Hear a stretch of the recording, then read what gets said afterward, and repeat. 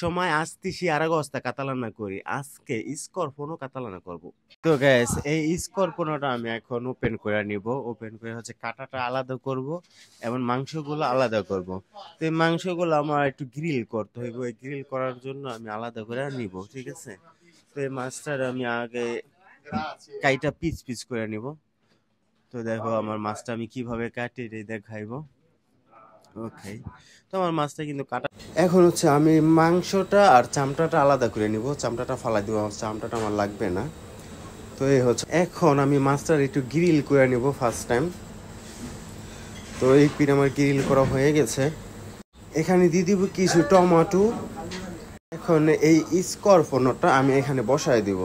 মাছটা আমি মাত্র ফড়ন থেকে বের করছি, আমার মাছটা কিন্তু হয়ে গেছে গা।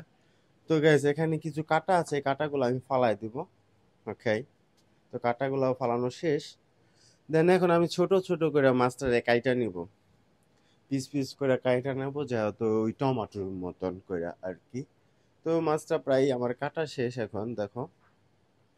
ওকে, তো ওই বাটির ভিতরে একটু তেল দিয়ে দিলাম, তেল দেওয়া মিক্স করে এই মাছগুলো এই টমাটোর উপরে দিয়ে দিলাম, মানে এই প্লেটের ভিতরে সাজায় বসায় দিব আর কি। ওকে, এই তো মাছ দেওয়া শেষ আমার। তো গ্যাস এখন হচ্ছে আমি কি করব, এই সুগো গুলো উপরে দিয়ে দিব, মানে এই তেলগুলা উপরে দিয়ে দিলাম। আর এটা হচ্ছে চিপল্লা রোচ্ছ, মানে এই লাল পেঁয়াজ একটু বাজি লিখকেও দিয়ে দিব উপরে। কাতলা রান্নাটা হয়ে গেছে গা।